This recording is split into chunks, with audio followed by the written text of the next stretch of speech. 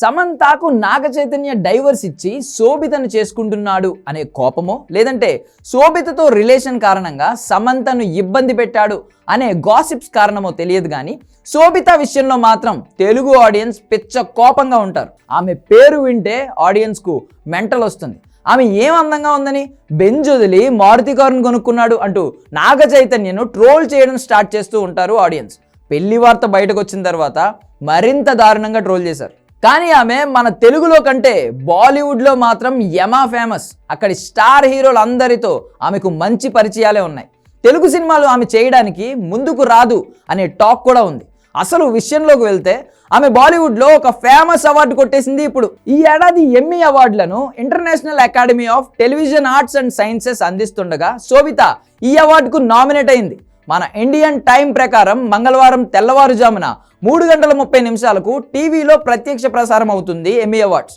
52వ అంతర్జాతీయ ఎమ్మీ అవార్డుల ఈవెంట్ యుఎస్లోని న్యూయార్క్లో ప్లాన్ చేస్తున్నారు. మనకు పెద్దగా పరిచయం లేని ఈ ఈవెంట్కు తొలిసారి ఇండియన్ కమెడియన్ నటుడు వీర్ దాస్ హోస్ట్గా చేస్తున్నారు. ఈ ఏడాది 21 దేశాల నుంచి 56 మంది నామినేషన్స్లో ఉండగా 14 విభాగాల్లో ఎంపిక చేసి అవార్డులు అనౌన్స్ చేస్తారు. అక్కడికి శోభిత కూడా నామినేట్ అయింది. అనిల్ కపూర్, ఆదిత్య రాయ్ కపూర్, శోభిత ధూళిపాల్ల నటించిన web series the night manager ఉత్తమ డ్రామా సిరీస్ విభాగం 2024 అంతర్జాతీయ ఎమ్మీ అవార్డులకు నామినేట్ అయింది. ఈ సిరీస్తో డ్రాప్స్ ఆఫ్ గాడ్ అని ఫ్రాన్స్ నుంచి ఒకటి, ది న్యూస్ రీడర్ అని ఆస్ట్రేలియా నుంచి ఒకటి, ఐఓసి ఎల్ ఎస్పియా అరెపెండిటో అని చెప్పి అర్జెంటీనా నుంచి ఒకటి, ఈ 3 అవార్డు కోసం పోటీ పడుతున్నాయి. ఇప్పుడు ఇది చూసిన వాళ్ళు ఇది శోభిత రేంజ్ అంటూ సోషల్ మీడియాలో కమెంట్స్ పెడుతున్నారు. నాగ చైతన్య, శోభిత ధూళిపాల్ల వివాహం డిసెంబర్ 4న హైదరాబాద్లో 8 గంటల పాటు చేయనున్నారు. ఈ పెళ్లికి ప్రముఖులు ఎవ్వరిని ఆహ్వానించడం లేదని టాక్ వినిపిస్తోంది.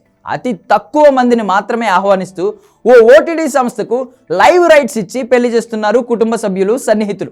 ఈ వివాహానికి మొత్తం 300 మందిని మాత్రమే పిలవాలి అనుకుంటున్నామని నాగార్జున కూడా క్లారిటీ ఇచ్చారు.